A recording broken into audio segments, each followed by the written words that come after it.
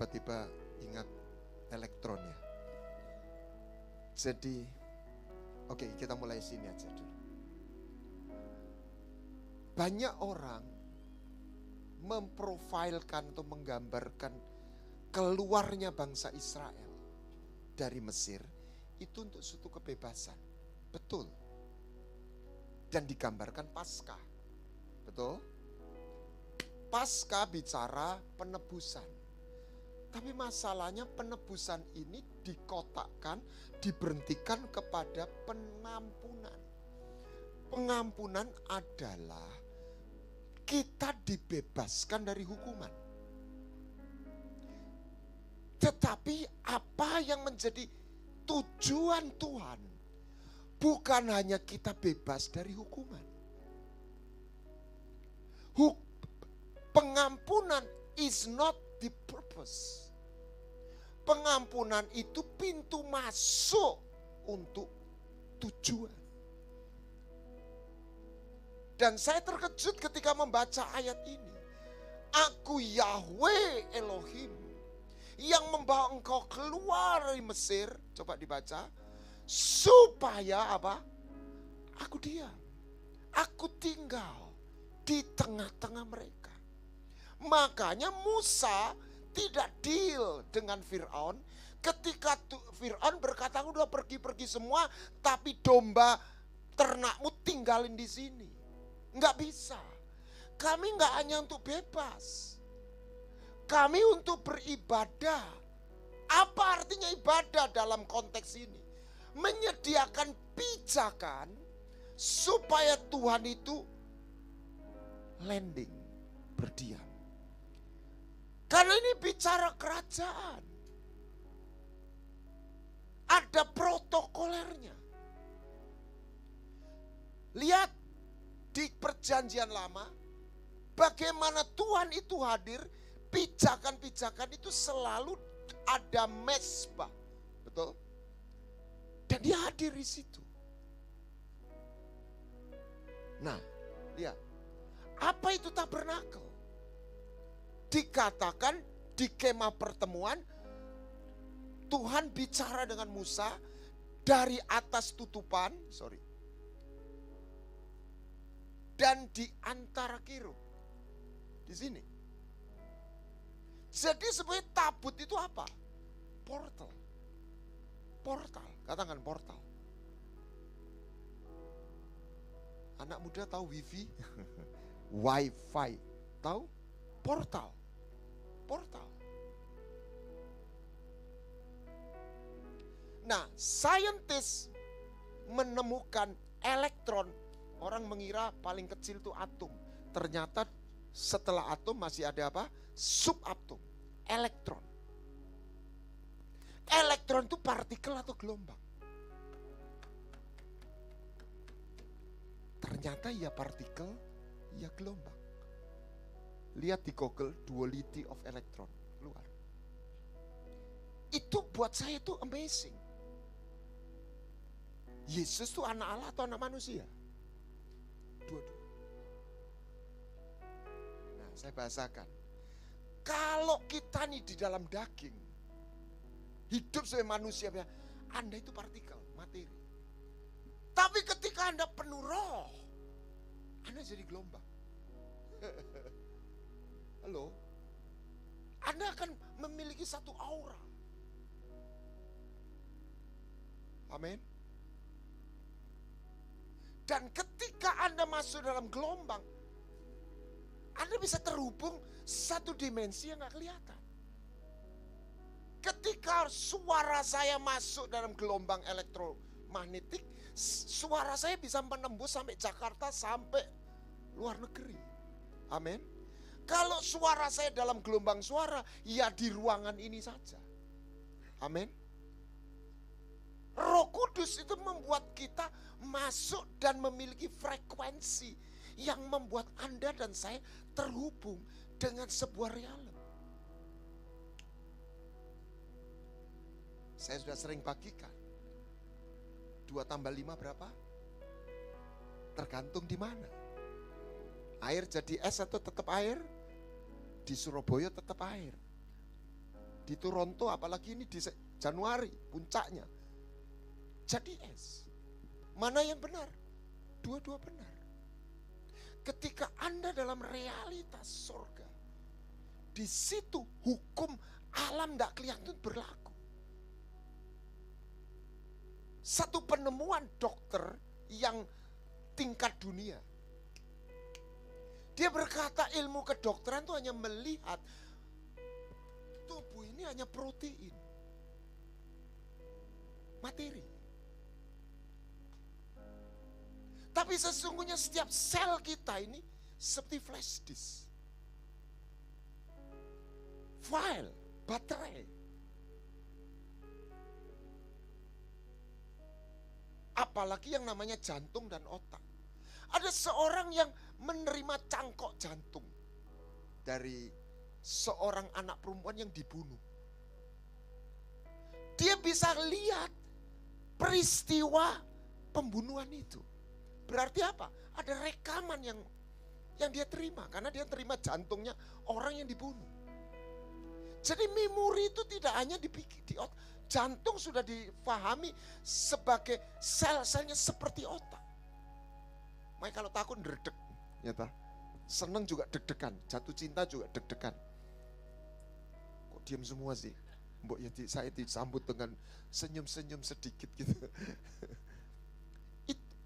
Itu gelombang.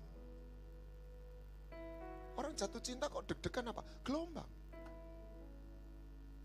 Amin. Everything is wave. Yang kelihatan berasal dari yang tidak kelihatan. Makanya keluar nuklir itu. Jadi yang kelihatan tuh bahannya dari tidak kelihatan. Nah, ketika orang takut, maka seluruh sistem ini akan berubah. Jadi dimasuki apa saja itu tidak kerja bisa. Kalau orang takut dan stres. Saya khawatir beberapa orang yang COVID itu meninggal karena dia takut. Seluruh antibodinya berhenti bekerja. Saya disembuhkan ketika saya nyembah. Dan saya dibawa masuk dalam hadirat Tuhan. Dan Tuhan kasih saya hatinya, bukan hati saya. Saya di tengah-tengah, saya menyembah, saya bersyafaat, saya menangisi jiwa-jiwa. Dan di situ saya dalam realita, dalam dimensi yang tidak kelihatan, gelombang. Saya tertidur, saya bangun, saya sembuh. Halo? Ya, tentu saja tidak selalu harus begitu. Tetapi yang saya maksudkan, kita harus masuk dalam gelombang dan tetap dalam gelombang itu.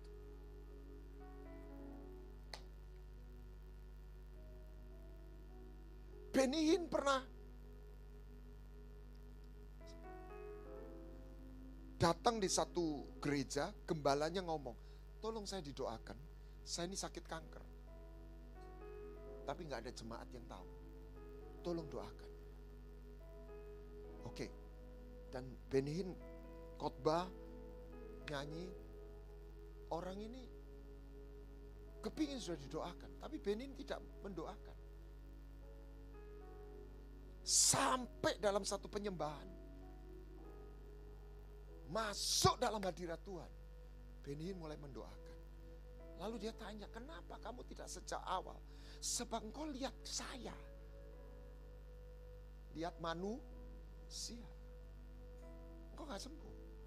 Ketika engkau mulai masuk, engkau mulai melihat realita yang gak kelihatan. Itu lebih dari realita yang kita lihat. Di situ. Hukum yang alam tidak kelihatan yang berlaku. Dan sembuh.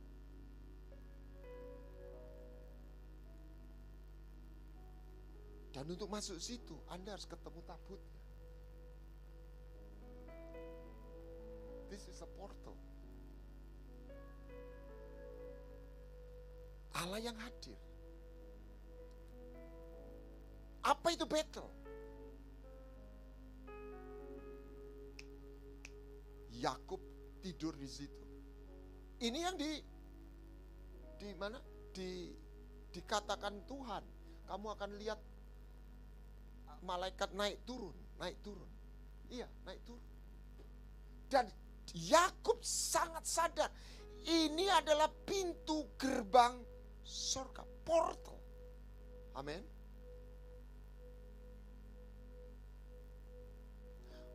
Problemnya ketika Adam jatuh dalam dosa, portal itu tutup. Surga bumi itu putus. Adam tidak kehilangan religion. Adam kehilangan connection.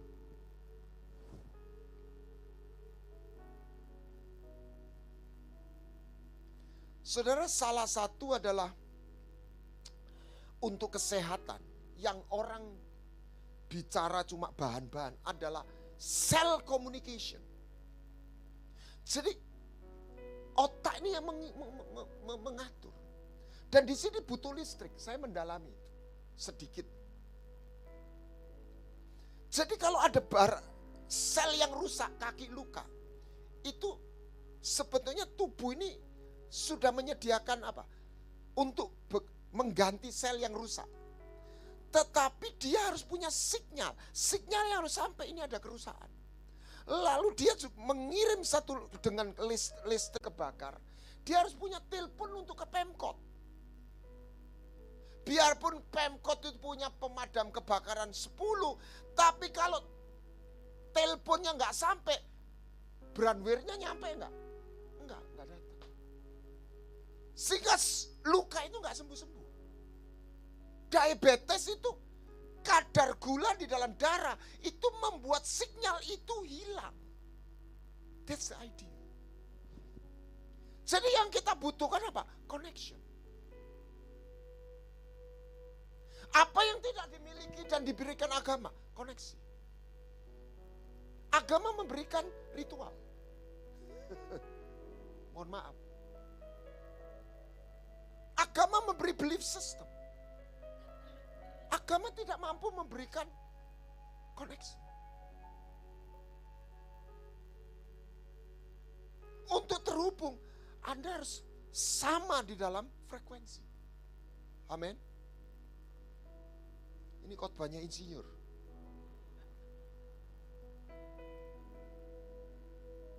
Dan kata ketika kejatuhan manusia, Tuhan berkata kalau engkau makan buah pengetahuan itu, baik buruk, baik jahat, engkau mati. Bukan cuma mati, pasti mati. Jadi kata kuncinya mati. Tidak berhenti benar salah. Yang kita harus kejar nyampe pada hidup, enggak mati. Sebab benar belum tentu hidup. Apalagi salah. Salah pasti enggak hidup. Jahat baik, jahat pasti enggak hidup, mati. Tapi baik belum tentu hidup. Apa contohnya baik tapi enggak hidup? Orang jahat itu jahati orang. Orang baik kan enggak jahati orang toh. Tapi orang baik dijahati orang. Ya kan? Terus sakit hati. Enggak pernah ngampuni. Itu orang baik mati. Bener enggak? Bener. Yang salah siapa? Ya yang jahat lah. Tapi karena dia tidak mengampuni, dia mati. Halo? Karena ketika kita membenci saudara kita, frekuensi kita enggak nyambung dengan surga. Itu ide. Nanti saya akan katakan. Kita harus menang atas kemarahan dan kebencian. Bukan karena kita salah. Karena kalau kita benci, kita kehilangan frekuensi surga. Dan kalau kita putus, kita mati. Walaupun kita benar. Nah, inilah deception agama. Dia diajari benar. Dia disuruh jadi orang baik. Perhatikan, tidak ada satu pendiri agama memakai kata ini, hidup. Hanya Yesus. I'm the life. mengajarkan kita what is life. Listrik itu baru keluar energinya kenapa? Plus sama minus. Kalau enggak ketemu, listrik itu enggak keluar. Energi. Seorang gadis akan datang bulan. Jadi setiap bulan ada sel telur yang matang. Berapa hari dia bertahan? 7 hari. Betul? Setelah itu jatuh jadi darah kotor. Umurnya cuma 7 hari. Dia gak pernah jadi janin. Tapi ketika dia bertemu dalam keintiman dengan sperma, aneh ya, itu sel telur masuk, dum. Itu terjadi the power of life. Dum. Halo. Ini 7 hari mati. Sperma berapa? 3 hari mati. Tapi kalau duanya ketemu, dum. 2 jadi 4, 4 jadi 8, 8 jadi 16, 16 jadi 32, bla bla bla bla bla bla. Jadilah Anda dan saya. That's the power of life. Apa yang kita butuhkan? Energi. Apa itu tua? Entek energinya. That's the idea.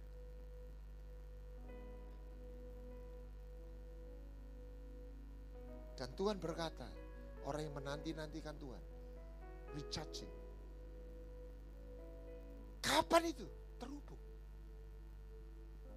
Bukan hanya nyanyi, itu ekspresinya.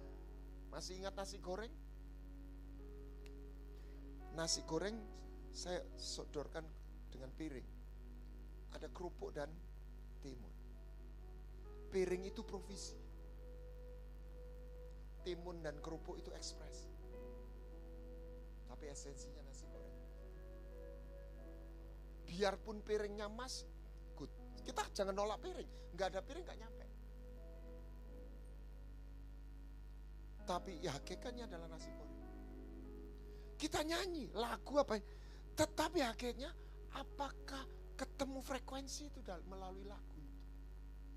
Kalau enggak, nyanyian kita hanya di sini. Enggak kemana-mana. Sama nyanyinya. Sama seperti puluhan orang menjamah jubahnya Yesus. Nothing happen. Betul? Satu perempuan pendarahan menjamah. Dia punya iman. Dia punya permohonan. Bahkan Yesus nggak tahu. Itu seperti disedot. Siapa yang menjamah? Nah, murid-muridnya belum ngerti kuantum. Loh, jamah kapan jamah? Apa bedanya? Frekuensinya beda. Amin. Anda di mana? Makanya menyembah dalam roh. Apa yang gak bisa diberikan agama? Itu adalah koneksi itu. Dan banyak orang terjebak dalam ritual. Saya gak anti ritual. Tapi ritual bukan hakikat.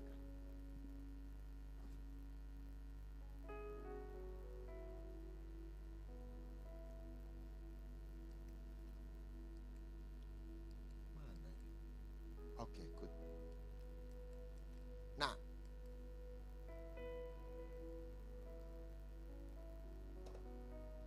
ini lewati. Jadi apa itu iman? Salah satu iman itu act of faith-nya itu worship.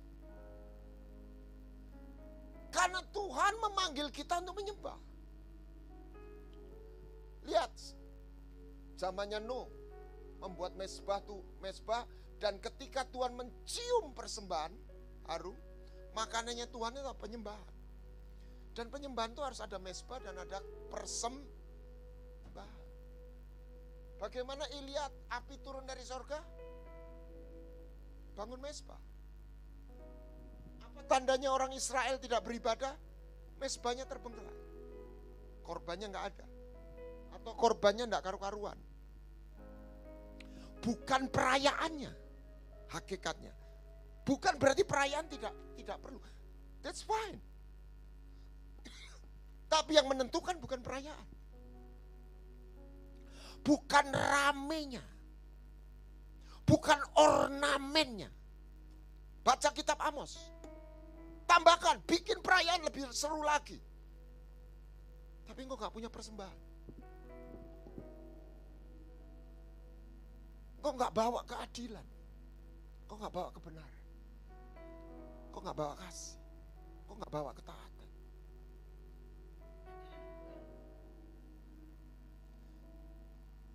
Saya mendapatkan satu pengertian yang mengejutkan. Banyak orang tidak tahu bedanya Tuhan dan Allah. Bahkan teolog-teolog dengan bahasa saat ini, Tuhan itu ya Allah. Allah itu Tuhan. Baca 1 Korintus 8 ayat 6. Hanya ada satu Allah Bapa. Hanya ada satu Tuhan, Yesus. Betul? Saya percaya Yesus adalah Allah. Kenapa? Saya mendalami Trinitas. Karena dia keluar dari Bapa. Dia gak dicipta. Tetapi, Anda boleh gak setuju sama saya. Misi utamanya Yesus datang ke dunia berinkarnasi. Bukan untuk saya Allah. Apa bedanya Tuhan dan Allah? Allah itu pencipta. Allah itu dipuja. Tuhan itu apa? Penguasa. Tuhan itu majikan. Tuhan. Lord. Pemilik. Kata kuncinya ini dipuja. Kata kuncinya ini ditaati. Lihat dalam dunia teologi. Kalau ada orang mengatakan Yesus bukan Allah. Waduh, udah langsung gempa bumi. Saya khawatir. Banyak orang hanya memuja Yesus sebagai Allah. Tidak pernah menjadikan dia Tuhan.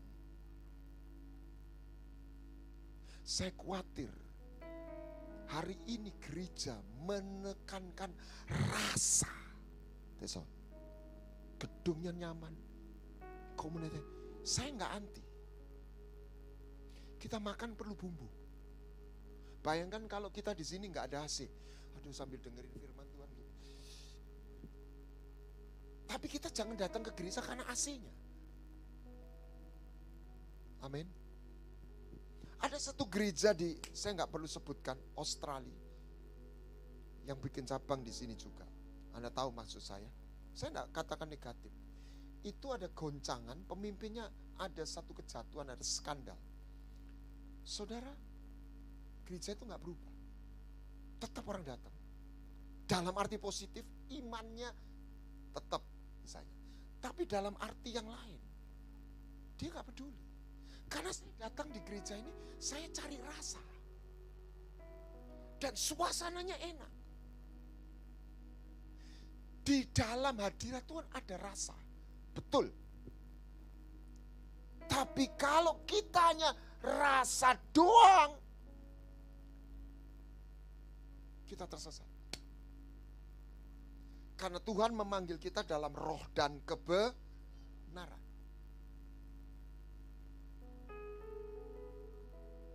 Jadi kalau saya kaitkan, sebagian orang hanya menyembah Yesus sebagai Allah. Dia gak pernah jadikan dia Tuhan. Saya tidak lupa film Godfather. Saya tidak katakan Katolik itu salah. Tapi kan orang Itali kan semua orang Katolik. Seperti orang Manado, orang Kristen gitu. Karena itu sudah jadi masyarakat di sana. Dan diceritakan, siapa yang pernah lihat Godfather, Marlon Brando. Ya, dia jadi bapak baptis. Godfather itu artinya bapak baptis. Dan dia datang ke gereja jadi bapak. Tapi di saat yang sama anak buahnya sedang nembaki orang. Jadi kira-kira dia mengakui Yesus itu Allah. Tapi dia gak pernah jadikan Yesus itu Tuhan. Dan saya terkejut Roma 10. Kunci keselamatan. Bukan dia percaya dia Allah atau bukan. Ketika kita mengaku Yesus Tuhan. Worship, the true worship. bukan cuma memuja, mentaati. Sekalipun mungkin kita belum sempurna, tapi ada keinginan.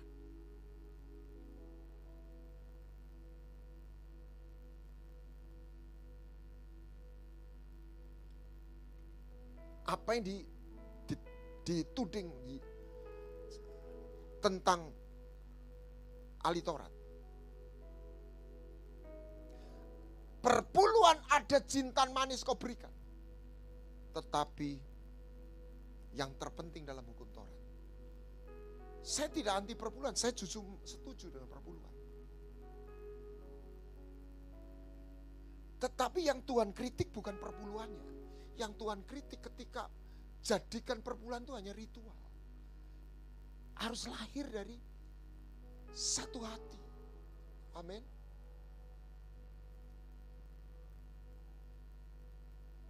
Kapan Tuhan landing? Ada mezbah. Di atas mezbah harus ada apa? Korban sembelihan. Ada sesuatu yang dipotong. Ada sesuatu yang dipersembahkan. Amin. Emas, kemenyan, mur. Apa itu mur? Menyangkal diri. Apa itu kemenyan? Kesetiaan kita dalam panggilan pekerjaan Tuhan ataupun pekerjaan tugas. Kita nggak bisa beribadah tapi kerja malas-malas. Pelayanan hanya seperti yoyo, nggak bisa. Dan yang ketiga, kita nggak bisa bicara persembahan Tuhan, uang kita nggak pernah keluar.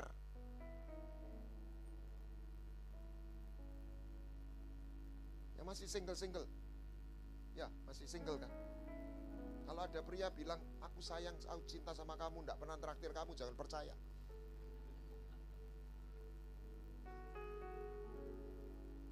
Tapi jangan GR juga, belum tentu yang traktir kamu tuh cinta sama kamu juga, bisa buaya darat.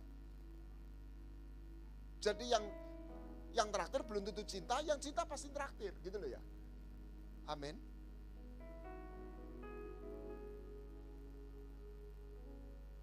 Aku mengasihi, duit nggak pernah keluar, nggak bisa. Loh, yang medit-medit bertobat.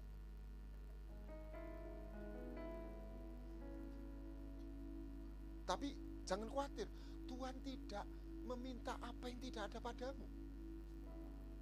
Amin. Ya. Nah, apa imannya Abraham? Lihat.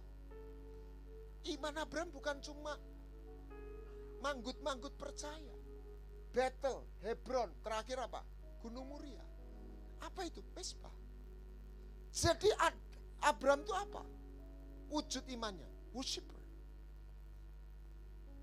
Nah, Salomo mendirikan rumah Tuhan di Yerusalem, di mana? Gunung Muria. Gunung Muria itu tempat apa? Ini loh. Tempat Abraham mempersembahkan Ishak. Jadi ketika Tuhan itu menemukan mezbah, surga terbuka. Ketika dia menemukan mezbah dalam hidupmu, heaven is open. Amin. Itu tatanan surga.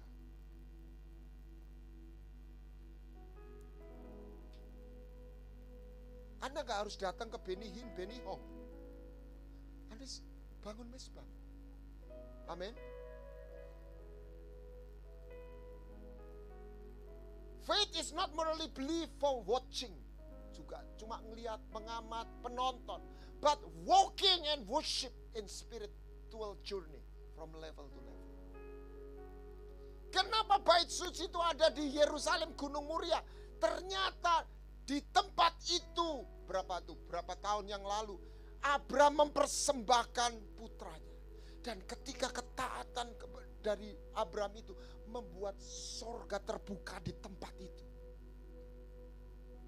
Dan konon Golgota itu tempat di situ. Katanya Ron Ruyat, itu ada celah, itu darahnya Yesus itu menyentuh tabut perjanjian yang di dalam. Ya saya nggak tahu itu. Itu secara profetik bagus sekali. Dan kalau Abraham mempersembahkan Ishak aja, sorga terbuka. Apalagi ketika Bapa mempersembahkan anaknya, sorga terbuka. Tapi kesalahannya banyak orang belum lihat sorga terbuka karena dia gagal masuk ke ruang kudus. Lihat apa yang terjadi. Yesus tidak berdosa, tapi dia memberikan dirinya dibaptis. Artinya apa? Dia dibaptis karena ketaatan. Itu persembahan. Dikatakan langit terbuka.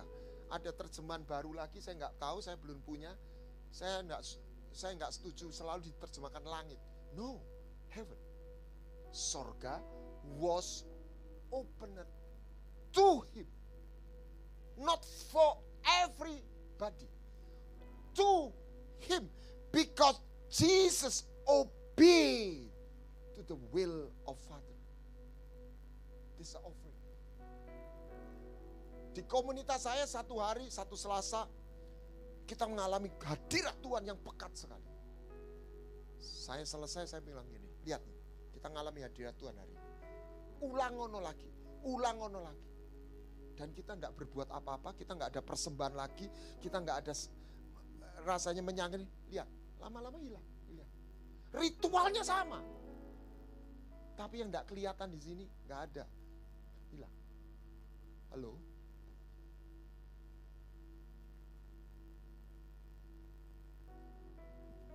Sorga enggak bisa dibohongi. Saya mau tanya, enggak usah dijawab. Anda punya mesbah enggak? Termasuk saya.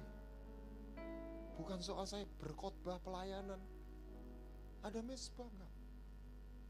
Dan mesbah itu pasangannya apa? Korban persembahan. Amin. Karena itu masuknya di situ. Lihat. Yesus mati di salib. Apa? Tirai jalan terbuka. Apa esensi perjanjian baru? Pemulihan hubungan. Yang di situ tatanan pemulihan dirinya juga harus diselesaikan, digenapi. Anak yang bungsu bagaimana bisa masuk ke rumah Bapa? Dia nggak cukup diampuni, dia harus di-restore perjanjiannya sehingga dari situ salah satu bajunya harus diganti. Kalau dia pakai baju gembel dia nggak boleh masuk. Itu gambaran raja pesta, kalau nggak pakaian pesta tidak boleh masuk. Jadi orang yang masuk harus punya jubah. Kapan jubah itu kita terima? Kalau Anda masuk dalam perjanjian. Bukan karena berhenti Anda dan saya terima pengampunan. Untuk jadi penyembah, Anda harus ngerti dimensi perjanjian. Sebab pengampunan, untuk menerima pengampunan kita cukup percaya. Untuk masuk dalam perjanjian, dua belah pihak harus bersedia menyerahkan tubuh dan hidupnya. Jadi saya baru ngerti pernikahan itu artinya gini. Seorang suami kalau menikah dengan seorang istri, dia berkata, aku jadi martir buat kamu. Korban yang hidup. Sebaliknya istri juga berkata, aku jadi martir buat kau. Tubuhku milikmu. Amin.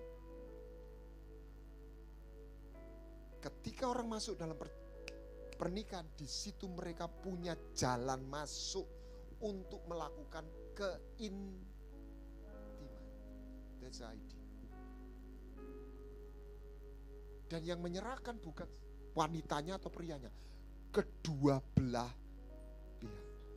Dan Tuhan itu begitu bergairah untuk berintim dengan kita, bukan secara seksual, secara spirit. Dan untuk itu dia rela menyerahkan tubuh dan hidupnya. Dia mati di salib. Bukan hanya untuk pengampunan dosa, supaya jalan masuk itu. Saya nggak ada waktu yang di sini.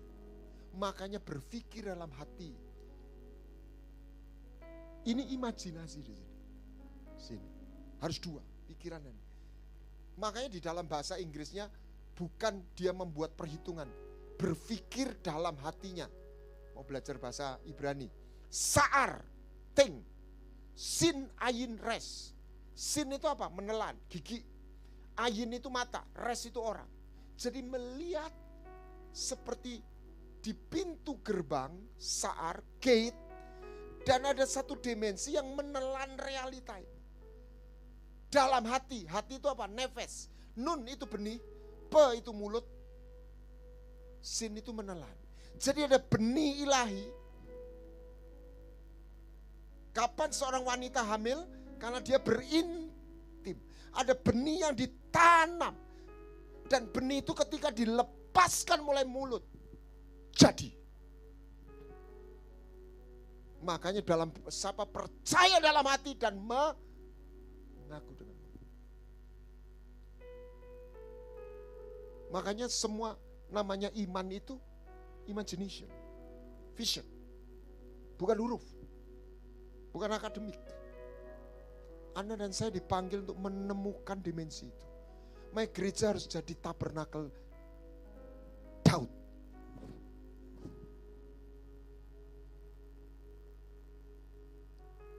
Semua jadi imam. Di situ Anda ketemu apa? Perlindungan, penjagaan.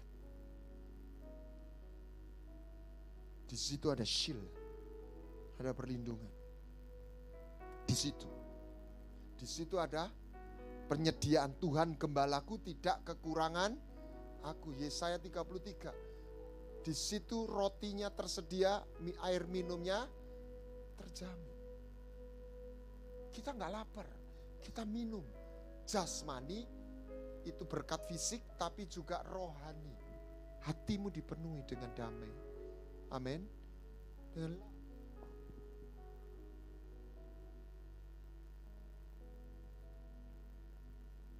how lovely thy dwelling places. Di situ ada suka cita. In your presence is fullness of joy.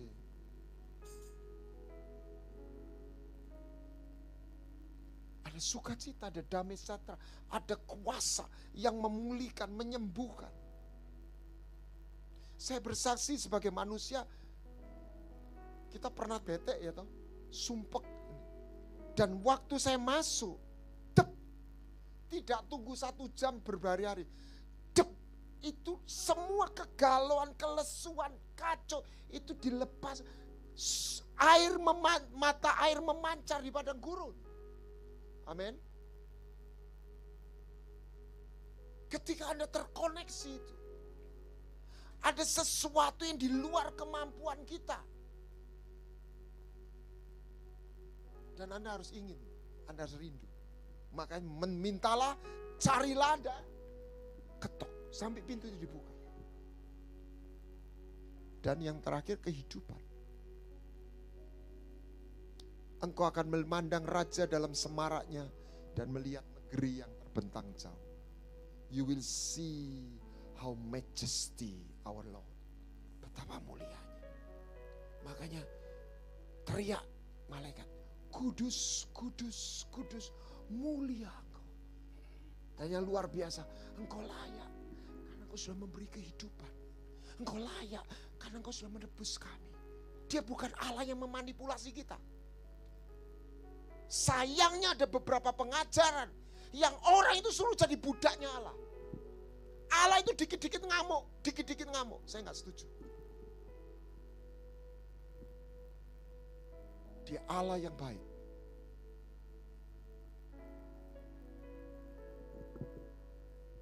Dia tidak menghukum Anda karena Anda bolos 1 kali minggu. Tapi jangan bolos. Jangan permainkan kebaikan. Ini bukan transaksi, ini perjanjian. Anda serahkan hidupmu, bukan karena kamu takut dihukum, karena kau lihat dia mencintai. Sedikit ya, supaya Anda tahu. Kenapa sebagian orang Kristen biasa-biasa. Karena dia melihat kasih Allah itu hanya berhenti belas kasihan, kebaikan. Itu ya. Tapi sesungguhnya kasih Allah itu bukan berhenti di situ. Apa sih Pak bedanya perjanjian dengan belas kasihan? Compassion with covenant. Ini sebuah cerita ilustrasi. Kalau ada om kaya raya baik hati, dermawan, datang ke panti asuhan, anak-anak enggak, ya pokoknya butuh ditampung, anak-anak orang enggak punya. Dia pasti datang dengan hadiah, dengan makanan, setuju? Anak-anak sukacita kan? Pernah melayani di panti asuhan, pasti senang. Wah, om ini duduk di sini. Tiba-tiba tapi ini cuma ilustrasi. Dia lihat satu anak perempuan. Ya. Dia panggil, sini nak. Anak itu umur 10 tahun, ya enggak ngerti. Om panggil aku. Ya, sini. Namamu siapa? Abigail om. Umur berapa? 10 tahun om. 10 tahun kelas berapa ya? 4 SD. Papamu di mana? Udah pergi om, ninggalin kami. Udah minggat. Fatherless. Mama di mana? Mama kerja TKI om, cari uang. Makanya saya dititipkan di sini. Gitu ya. Tiba-tiba bapak ini, om yang kaya raya baik hati. Om sayang sama Abigail. Abigail mau jadi anaknya om. Itu bukan belas kasihan. Halo? Itu sayang.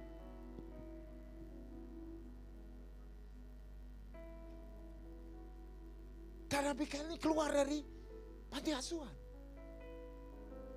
Itu bukan kebaikan, saudara. Itu sayang. Tuhan itu bukan cuma baik sama kamu. Tuhan itu sayang. Amin.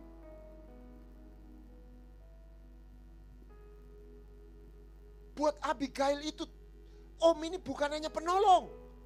Dia harta. Amin. That's covenant. That's a personal.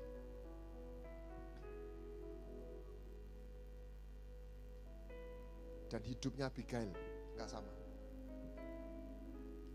Kenapa banyak anak Tuhan hidupnya ya sama-sama saja? Karena dia berhenti pada kasih yang umum, pengampunan.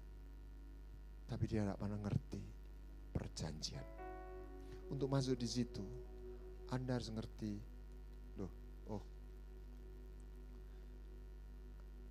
Allah itu benar. Triple L. God is light. God is love. Jadi ini kebenaran dan kasih harus jadi satu. Enggak cuma kasih tanpa kebenaran, enggak ada kebenaran tanpa, di situ baru God is life. Jadi ini tentang kerajaan. Jadi saya menemukan, baca Imamat 9 ayat 22, boleh dibaca. Mungkin saya minta dibacakan. Imamat 9 ayat 22. Imamat 9 ayat 22. Harun mengangkat kedua tangannya atas bangsa itu, lalu memberkati mereka. Kemudian turunlah ia, setelah mempersembahkan korban penghapus dosa, korban bakaran, dan korban keselamatan. Saya tertegun ketika ada 3 korban ini. Saya tafsirkan atau saya dapat pengertian. 1 pengampunan. Bakaran itu kan Ishak sama Abraham, korban bakaran. Katakan perjanjian. Yang ketiga korban keselamatan, saya baca bahasa Inggrisnya peace offering, pendamaian. Saya tafsirkan pentahiran. Jadi sebagian orang dia gak pernah jadi imam, dia gak pernah menerima jubah imam masuk ke ruang kudus, karena dia berhenti pada korban penghapus dosa. That's all. Darah Yesus bukan hanya darah pengampunan. Darah Yesus adalah darah pengampunan, darah perjanjian, darah pentahiran. Itulah arti penebusan. Tadi saya sudah bagikan untuk masuk perjanjian. Anda nggak cukup percaya. Bawalah kemari orang yang kukasih, yang mengikat perjanjian dengan aku. Berdasarkan apa? Korban sembelihan, tubuh dan hidup.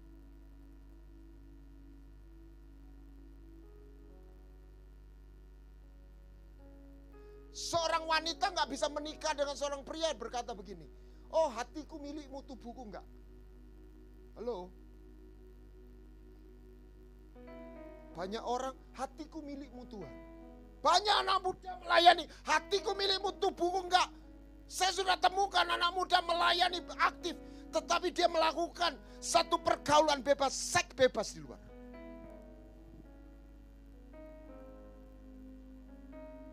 Cannot. Makanya Paulus berkata, persembahkan apa? Tubuhmu. Amin. Yesus tidak mengasihi kita hanya dengan hati. Dia mati, tubuhnya dihajar. Amin. Yang ketiga apa? Pentahiran. Lihat orang kusta. Orang kusta itu kalau penyakit lain sembuh selesai, masuk bait Allah. Tapi orang kusta sembuh, berhenti dulu. Dia belum tahir. Sudah sembuh belum? Sudah. Maka diambil 2 ekor burung, satu disembelih, dicampur dengan air, dibelanga, air yang apa? Yang berjalan. Itulah arti baptisan. Baptisan di gereja mula-mula itu selam dan di air yang mengalir. Jadi di sungai. Pak Petrus Agung almarhum pernah melakukan itu di sungai di Magelang atau di mana. Saya bilang, yang ngerti bukan karismatik, bukan GKI. Sebagai GKI percik, Katolik percik, karismatik selam, tapi di kolam. Yang ngerti air mengalir siapa? Kebatinan. Yang ngerti malah kebatinan. Itu kalau buang ciswa di sungai. Tapi kalau tidak ada air mengalir, itu menurut catatan para rasul itu boleh di kolam. Tapi yang ideal itu air mengalir. Saya usulkan kalau bisa dibaptis di sungai yang mengalir. Itu Alkitab. Ya, saya nggak apa-apa. Mau percaya apa? Buat saya bukan yang mempersoalkan itunya. Oke. Setelah itu dipercik burung itu 7 kali. Dipercikan orang yang kusta itu 7 kali. Baru tahir. Baru boleh masuk bait. Cuci pakaian, potong rambut. Saya udah bagikan Yesus dari Getsemani sampai Golgota. Berapa kali? Berapa tempat? Peluhnya seperti darah. Darah sama air. Darah air. Ini gambaran. Makanya Naaman tuh selolop 7 kali. Karena dia bukan orang Yahudi. Tapi prinsip rohaninya sama 7 kali. Pentahiran itu 7 kali percikan. Itu semua kodik. Itu hanya Anda dan saya hanya dapat kalau Anda masuk dalam Ibrani. Masalahnya teologi kita terlalu Yunani. Gak ada nuansa Ibrani. Gak ada di STT. Peluhnya seperti darah. Stres kita. Ya ini cuma tafsiran. Mukanya dipukuli. Self image. 3, apa? Mahkota duri. Pikiran kita. 4, punggung. Bilurnya menyembuh. 5, tangan perbuatan kita. 6, kaki, pakce, feng shui. Nasib kita. Takdir, ramalan. Tahun depan ini tahun naga. Saya enggak tahu naga tanah atau emas atau apa. Orang Chinese pasti berebut punya anak. Karena naga itu show yang bagus. Katanya. Susahnya kita enggak bisa pilih. Iya kalau lahir naga emas. Kalau tikus tanah. Susah kan? Anda nggak bisa pilih kelahiran Anda. Takdir yang jelek. Ada seorang ahli Feng Shui, Pace, ketemu Ibu Elizabeth Philip. Ini satu hitungan ribuan tahun. Anda harus tahu Pace itu konglomerat percaya. Orang kaya-kaya percaya. Di Hong Kong orang yang punya kekuatan dibayar mahal. Saudara. Tahun sekian ini Anda hati-hati. Ini catatan umur 40 kok akan mengalami problem kesehatan. Apa-apa. Dan konon katanya tepat. Luar biasa. Itu energi kehidupan. Apa rasi bintang atau whatever. Lalu Ibu Elizabeth Philip itu dilihat tanggal berapa lahir berapa. Dia lihat hitungannya itu ada hitungannya, bukan magic begitu. Waduh, saya bilang. Susah, Bu. Kamu itu 8 tiangmu, Pak. 8 bidang hidup. Kobong semua. Kebakar semua. Habis. Kesehatan, pernikahan, keuangan. Saya nggak hafal, saya nggak belajar. Pokoknya 8. Kamu itu apes. Dari lahir sampai mati. Apes, Bu. Ini catatannya. Bukan cuma itu. Siapa yang dekat sama kamu, ikut apes. Itu kalau orang tahu ya, mantu. Jangan kawin sama itu. Bawa apes itu. Tapi si Ali Pace itu garuk-garuk. Tapi tak delok-delok uripmu diberkati. Tantang balik. Ya apa? Ilmu ora cocok. Ora iso ngono, Bu. Cik, ini kan sudah kenal, jadi saya sudah lihat. Masih wong Kristen tak delok cocok, Bu. Lah aku ora cocok. Kowe le yo, Bu. Kartumu diganti karo Tuhan. Nangkep saudara. Ketika orang masuk dalam roh, hitungan itu gak berlaku. Tapi kalau orang gak dalam roh, mungkin saja itu berlaku. Karena Galatia, orang yang belum akil balik, dia takluk kepada elemen dunia. Baca itu. Alkitab itu jujur kok. Saya kalau ketemu pendeta, saya bilang gini, jangan ngasih angin surga tuh. Tunjukkan petanya. Di halaman, ingat, akhir zaman, halaman akan diinjak-injak. Tuhan tidak bilang semua, tidak, halaman akan diinjak-injak. Jangan hitung, hitung yang masuk di bait suci. Padahal tabernakel itu ada 3. Hari ini saya khawatir, kunci itu masuk di situ dan pernah dibukakan oleh hamba-hamba Tuhan. Orang cuma diberi rasa. Padahal kebutuhan untuk menerima jubah itu tidak lagi sebuah pilihan. Anda harus terima jubah imam. Karena hanya imam yang boleh masuk. Saya tidak katakan Anda jadi imam berarti jadi pendeta. No. Untuk jadi imam Anda harus terima 3. Pengampunan perjanjian. Baca itu. Aku mengikat perjanjian dengan Daud. Aku mengikat perjanjian dengan orang Lewi. Padahal secara umum kan Tuhan sudah mengadakan perjanjian dengan orang Israel. Itu gambaran imam dan raja. Nah, saya mengadakan eksperimen. Setelah saya ngerti, saya mendalami kingdom theology. Ini promosi sedikit. Nanti bulan Februari atau Maret kita adakan lagi kelas. Dan kita beri healing and restoration. Saya kontak-kontak teman-teman Jawa Timur yang punya anak muda, ikut, bikin retreat, saya dipinjemi sebuah tempat. Saudara, Pak Willy ikut ya waktu itu. 20-21 Oktober. Dan kita mulai masuk pertama divine encounter, perjumpaan. Jadi bukan perjumpaan, Holy Spirit. Dan kami melihat sungguh surga terbuka. Terkumpul 60 orang, 70 orang. 60-an. Lalu session kedua kita bicara perjanjian. Siapa yang mau? Kalau untuk masuk, kau harus mau jadian.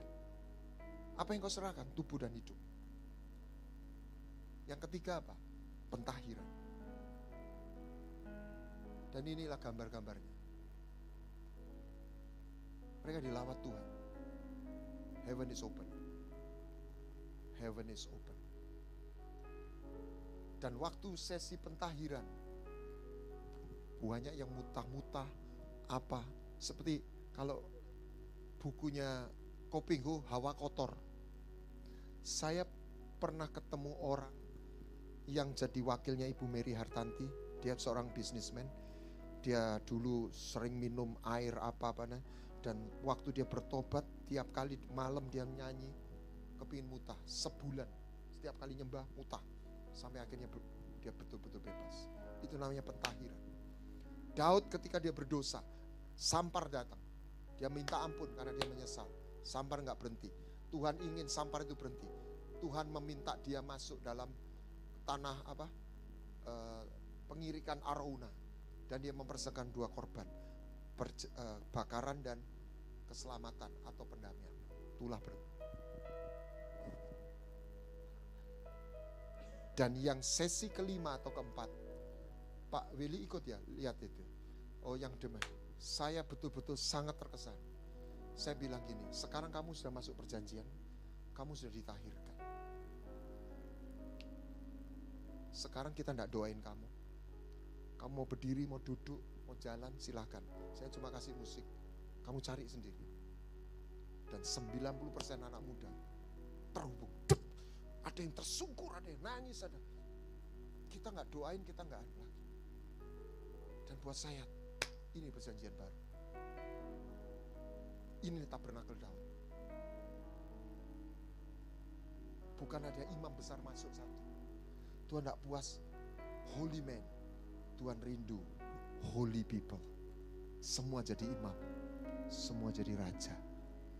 Amin. Kuncinya harus dibuka.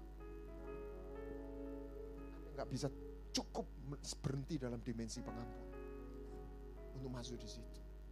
Anda harus masuk dalam dimensi perjanjian. Dan untuk itu Anda harus melihat sebuah kehadiran cinta yang personal. Dia tahu namamu, dia panggil namamu. Amin. Kau gak lihat, kau tidak sedang mengikuti agama. Engkau sedang mengikuti satu pribadi yang hadir dan menyapa kau. That's the idea. Saya bersaksi, saya tidak sedang mengikuti sebuah agama. Saya sedang mengikuti satu pribadi yang hadir dan menyapa saya. Bukan saya yang pilih dia, dia yang pilih saya. Dia yang panggil saya. Amin. Enggak ada Tuhan berkata, aku bapamu nak, engkau anakku. Semua dewa, aku bos, kamu budak. Hanya ada satu Yahweh Elohim. Dan dia tidak tinggalkan kita yatim piatu. Apa artinya? Yatim piatu di panti asuhan punya ayah, punya ibu, tapi ayah ibunya tidak hadir. Artinya kalau dia kirim Roh Kudus, engkau tidak hanya mendengar, engkau enggak hanya mendengar cerita, tapi engkau mengalami dia ada. Yahweh itu artinya dia ada. Dia bukan cerita. That's the idea of New Covenant. Kenapa? Karena kehidupan hanya terjadi karena hubungan. Hubungan kalau pribadi itu hadir. Kehidupan tidak pernah lahir dari peraturan. That's why kebenaran itu wujud akhirnya adalah is not something but someone. His name is Jesus. He is the word. Amin. Dialah firman dan di dalam dia ada hidup itu. Barang siapa terhubung dengan dia, dia punya hidup. Barang siapa tidak terhubung, dia nggak punya hidup. Dia mati. Baca 1 Yohanes 1 ayat 5 ayat 11-12. Allah mengaruniakan hidup kekal kepada kita. Dan hidup itu ada di dalam anaknya. Ini. That's it. Allah telah mengaruniakan hidup kekal kepada kita. Dan hidup itu ada di dalam anaknya. Barang siapa memiliki anak, ya.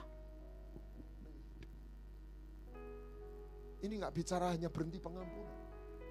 Orang mencampur adukkan pengampunan dengan kehidupan. Pilihannya di tangan Anda dan saya. Tapi Tuhan mengingatkan, akhir zaman, virus dosa itu sudah terlalu kuat. Kalau orang Kristen di halaman, lewat dia. Dia gak akan tahan. Sudah saatnya kunci untuk masuk ke sana dibukakan. Tapi pilihan di tangan kita. Sebab untuk masuk situ Anda harus masuk dalam perjanjian. Untuk perjanjian Anda harus menyerahkan diri. Tapi kita nggak akan rela ketika Anda berjumpa dengan sebuah cinta yang personal. Dan dia bukan hanya juru selamat, Dia harta. Sebab di mana hartamu, di situ hatimu. Dan kau gak ingin kehilangan dia. Dia menjadi segalanya buat kita. Mari kita bangkit berdiri. Jangan nyembah Tuhan sebagai budak. Sembah dia sebagai imam yang lahir dari seorang anak yang menyayangi dia.